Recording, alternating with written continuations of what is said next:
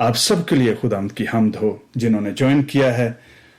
आप खुदा के बहुत जो हैं वो बेशकीमत लोग हैं जो खुदा के कलाम को सुनते हैं और दयानंदारी से आगे भी बहन भाइयों को पहुंचाने की कोशिश करते हैं। खुदावंद आपके साथ हो। आप सबको जिन्होंने पहली दफा ज्वाइन किया है और जितने बार बार जो है वो हर दफा ज्वाइन करते हैं, खुदावंद आपके साथ हो और इस वफादारी के लिए जो आप उसके साथ रखते हैं, खुदावंद आपको अजर बख्शे। आइए मेरे साथ किताब मुकद्दस में से, पुराने अहदनामे में से, वाज की किताब में से उसका 11वां बाब और उसकी पहली जो 3 आयत हैं, हम उन पर आज बात करेंगे, क्योंकि चौथी जो बात है या चौथी जो आयत है उस पर हम पहले ही जो है वो बात कर चुके हैं।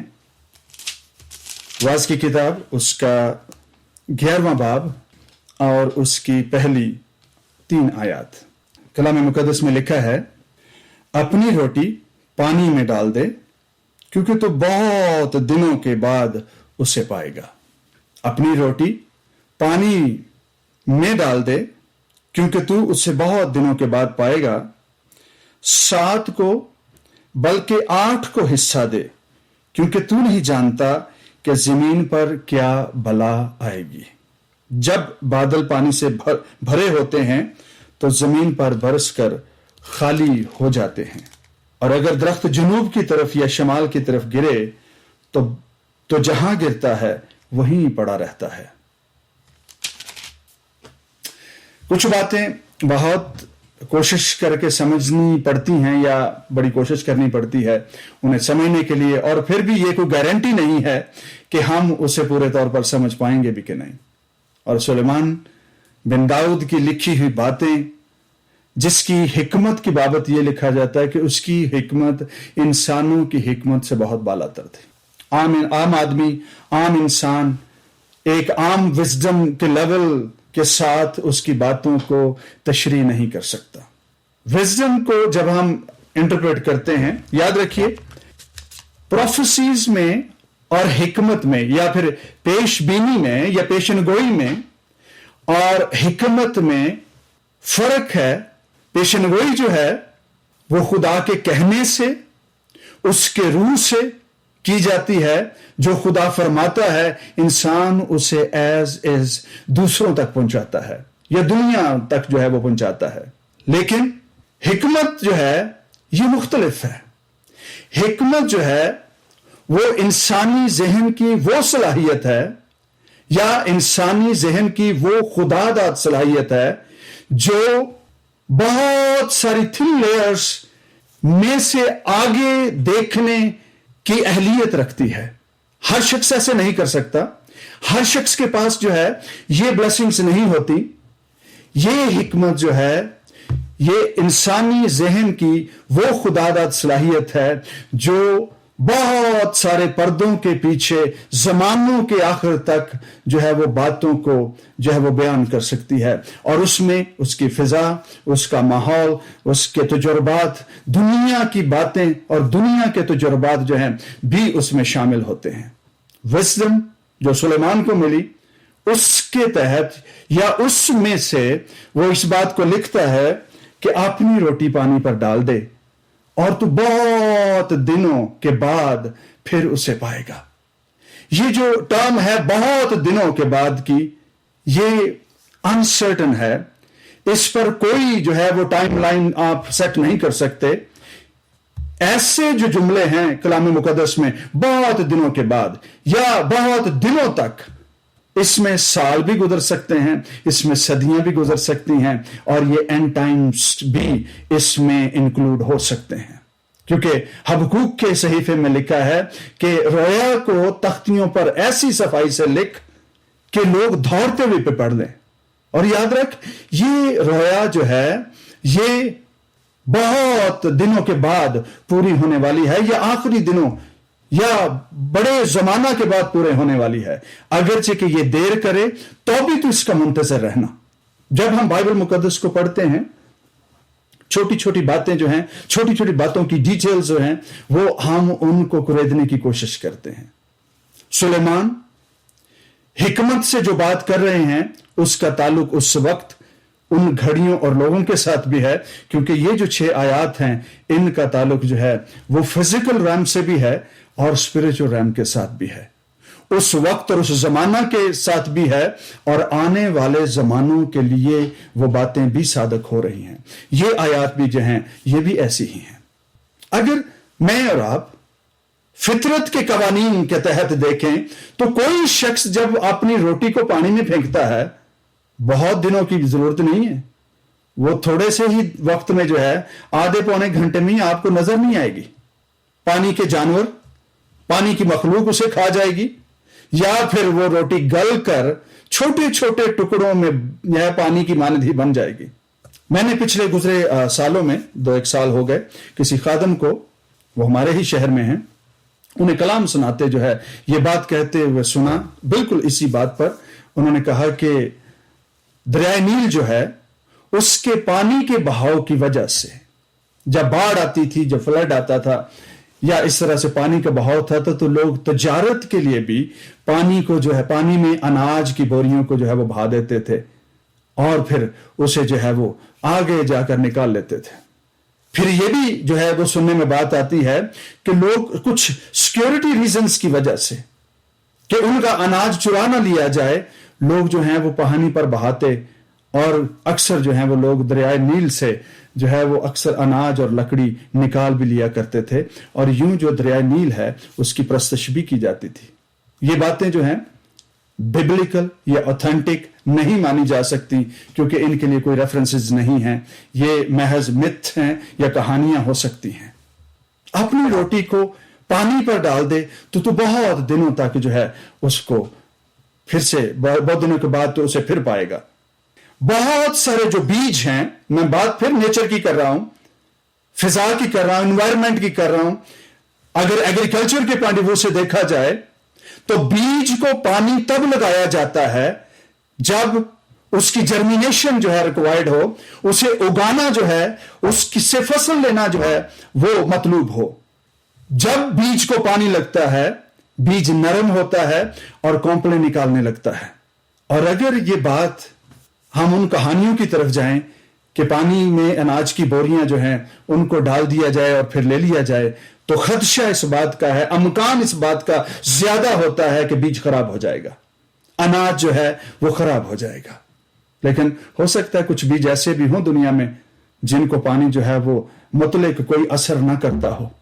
اب ان ساری باتوں میں ہم جب نیچر کو، فطرت کے قوانین کو جو ہم دیکھتے ہیں تو ہمیں اس بات کی انٹرپریٹیشن جو ہے، اس کی ترجمانی، اس کی تشریح، اس کا بیان کیا جانا ہمارے لیے تھوڑا سا سمجھنا یا ڈائجسٹ کرنا مشکل ہو جاتا ہے۔ ہم کیسے کلام کی اس بات کو سمجھ پائیں کہ اپنی روٹی پانی پر ڈال دے تو بہت دنوں کے بعد پھر اسے پائے گا، 7 کو بلکہ 8 کو حصہ دے، کیونکہ تو نہیں جانتا کہ زمین پر کون سی جو ہے وہ بلا، کون سی بدی، کون سی قیامت، کون سی مصیبت جو ہے وہ آنے والی ہے۔ یاد رکھیے، جب کبھی بھی کلام مقدس کی باتیں جو ہیں وہ ہم تک پہنچتی ہیں، ان کو بار بار وزٹ کرتے رہیے، 1 دفعہ نہیں، 2 دفعہ نہیں، 3 دفعہ نہیں، کسی وقت تو اس بات کی سمجھ آئے گی۔ اس کی مختلف ٹرانسلیشنز کو کوشش کریں کہ ان تک پہنچنے کی، تاکہ ہم ٹھیک مقصد تک، باتوں تک پہنچ سکیں۔ اگر ان آیات کا کانٹیکسٹ دیکھا جائے تو اس کا تعلق گیونگ سے بھی ہے، اس کا تعلق جو ہے وہ بیج بونے سے بھی ہے، اس کا تعلق جو ہے وہ بیج کو محفوظ رکھنے سے بھی ہے، کہ ہم کس طرح سے خدا پر بھروسہ رکھتے ہوئے جب ہم زمین پر زندہ رہتے ہیں تو ہم اپنے مال کو ہم اپنے دوستوں کے ساتھ بانٹتے ہیں، جس طرح سے اس شخص نے کیا جس نے یہ جان لیا کہ اب مالک آنے والا ہے، تو اس نے کیا کیا، اس نے اپنا مال جو ہے جو اس پر سے وہ کھاتا تھا یا وہ بددیانتی بھی کرتا تھا، اس نے لوگوں کو دینا شروع کر دیا، تاکہ جب اس کی نوکری جاتی رہے، جب اس کا مال بھی جاتا رہے، تو کوئی اس کو پروٹیکٹ کر سکے، کوئی اس کی مدد کر سکے، کوئی اس کے ساتھ کھڑا رہ سکے۔ ہم جس دنیا میں رہتے ہیں، ہم اکثر جو ہے یہ بات بھی کرتے ہیں کہ بے دینی کی دولت سے اپنے لیے دوست پیدا کرو۔ بے دینی کی دولت، اکثر لوگ کہتے ہیں میں بڑی ایمانداری سے کام کرتا ہوں، پھر یہ بے دینی کیسے ہو گئی؟ میں تو کسی قسم کا جو ہے وہ جھوٹ نہیں بولتا، اور کسی طرح سے لکھنے میں، بولنے میں، پڑھنے میں میں کسی طرح سے بددیانتی نہیں کرتا۔ جو کچھ جسم سے کمایا جاتا ہے اس کا تعلق جو ہے اس دنیا سے ہے، اور اس دنیا کو جو ہے وہ قطعاً بھی جو ہے وہ راستگار اور پاکیزہ نہیں گنا جاتا۔ جس سورس سے آپ کما رہے ہیں، جس کے آپ ملازم ہیں، جس کاروبار کو آپ کرتے ہیں، اس کی روٹ نہ جانے کہاں، کس طرح سے، کتنے لیولز پر، کہاں پر ناراستی کے ساتھ جڑی ہوئی ہے۔ ہر چیز اپنے اصل سے، اپنے سورس سے پہچانی جاتی ہے، اور وہاں سے ہی جو ہے اس کا اندازہ لگتا ہے کہ یہ کتنی پاک ہے۔ بڑھتے ہیں ہم اپنے اس بات کی طرف جس کو ہم آج سیکھ پائیں گے کہ کلام مقدس میں وزڈم کے ساتھ، حکمت کی آنکھوں سے اس شخص نے خدا کے کلام کی بات کو جو ہے آئندہ برسوں کے لیے، بہت دور کے دنوں کے لیے اس نے کیسے فرمایا ہے۔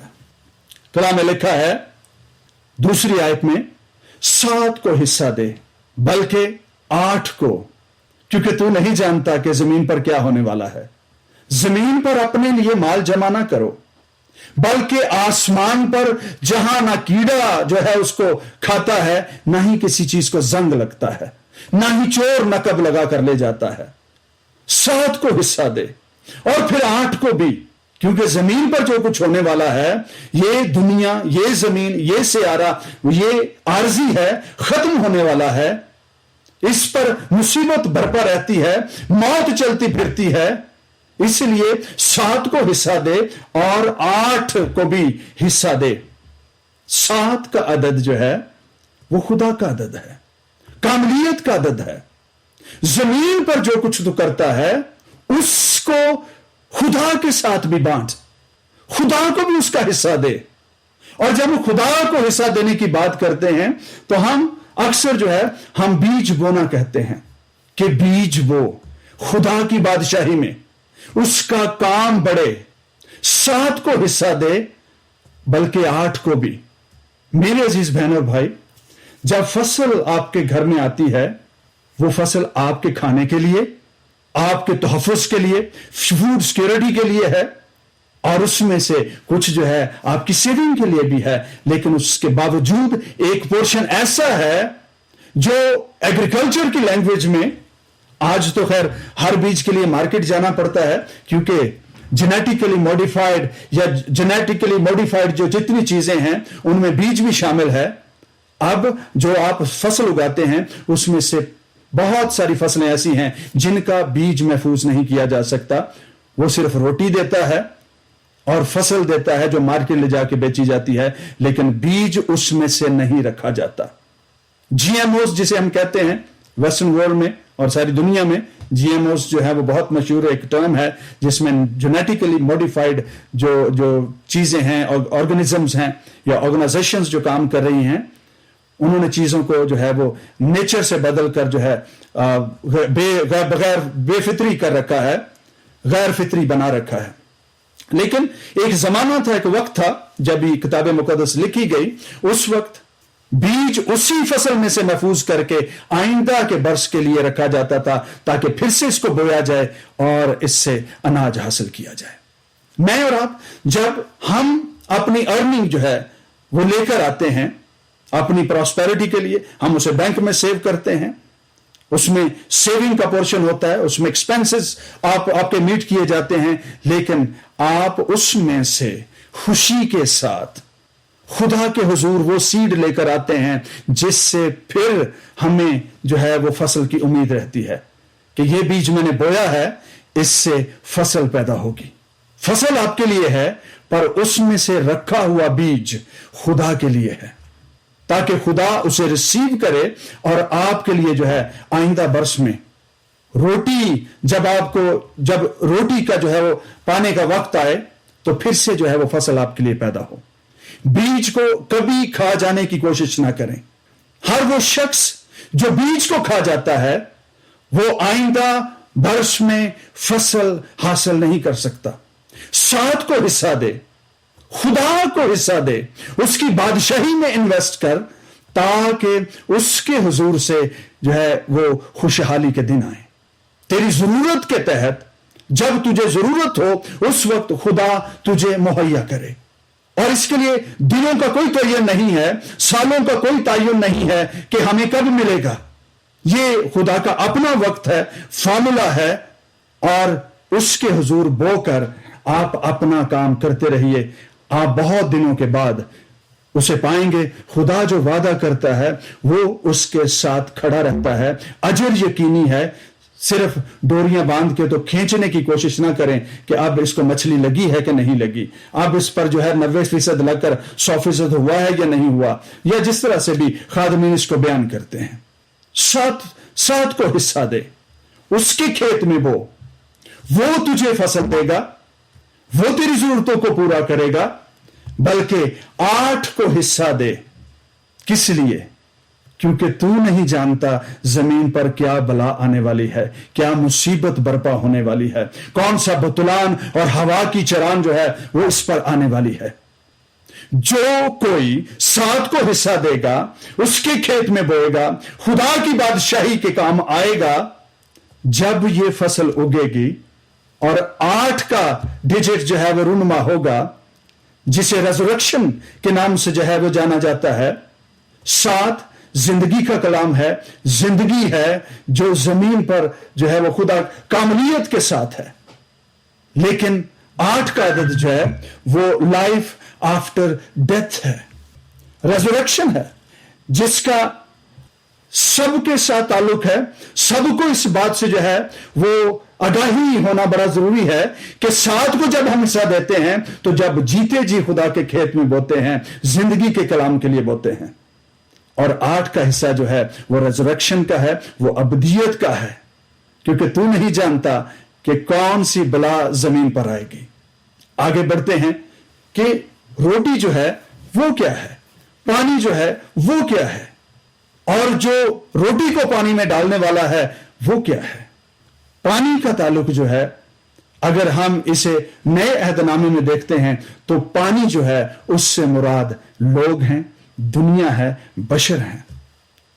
جب میں اور آپ خدا کی بادشاہی کے لیے بوتے ہیں, میں نے پہلے کہا ہم اسے 2 طرح سے سمجھنے کی کوشش کریں گے. ایک تو گیونگ کے حوالے سے, سیڈ کے حوالے سے, اور دوسرا جو ہے وہ خدا کا کلام اور اس کا کام کرنے کے حوالے سے. جب ہم خدا کا کلام کام کرتے ہیں تو ہم اس کے کلام کو, جو بیج ہے, جو روٹی ہے, ہم اس کو دنیا تک لے کر جاتے ہیں.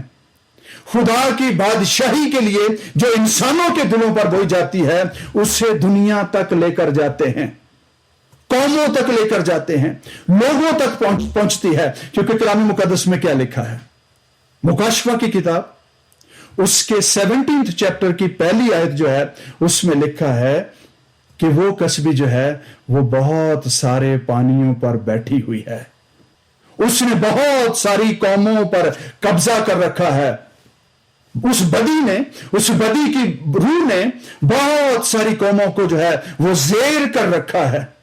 تو ایسا کر, اس روٹی کو جو زندگی کی روٹی ہے, جسے ہم نئے عہد نامے میں خدا کا بیٹا بھی کہتے ہیں, جس نے کہا کہ میں وہ روٹی ہوں جو آسمان سے اتری ہوں. تمہارے باپ باوجداد نے بیابان میں من کھایا, روٹی کھائی اور مر گئے, فنا ہو گئے. لیکن میں وہ روٹی ہوں جو آسمان سے اتری ہوں, زندگی کی روٹی, خدا کا کلام, مسیح کا کلام, زندگی کا کلام, نجات کی باتیں. یہ اپنی روٹی پانی پر ڈال دے تو یہ بہت دنوں کے بعد پھر تجھے مل جائے گی. جو کام تو آج کرے گا, جو روٹی تو دنیا کو حوالے کرے گا, یہی روٹی جو ہے ابدیت میں پھر تیرے کام آئے گی. پھر سے تیرے لیے جو ہے وہ زندگی, بلکہ ہمیشہ کی زندگی بن جائے گی. 7 کو بھی حصہ دے, 8 سے بھی اپنا ہاتھ نہ روک, کیونکہ تو نہیں جانتا زمین کب ختم ہو جائے, کب اس پر مصیبت آ جائے, کب یہ جو ہے وہ جاتی رہے.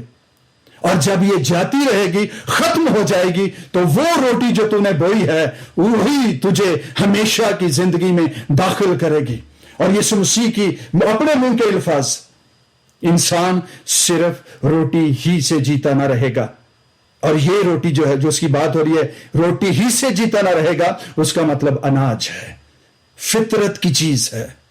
اور جس بات کی اس نے بعد میں جو سیکنڈ پورشن ہے اس آیت کا، وہ یہ ہے بلکہ ہر اس بات سے جو خدا کے منہ سے نکلتی ہے اس کو تو دنیا پر پانیوں پر ڈال دے، اور یہ تجھے ہمیشہ کی زندگی بخشے گی. یہ پلٹ کر تیرے پاس آئے گی، پھر سے تجھے انرجائز کرے گی، پھر سے تجھے نرش کرے گی. جب تو کمزور ہوگا، تیری ضرورت ہوگی کہ پھر سے تو خدا کے کلام سے تازہ کیا جائے. یہی روٹی پلٹ کر، یہی خدا کا کلام واپس آ کر تجھے پھر سے تازگی اور زندگی بخشے گا.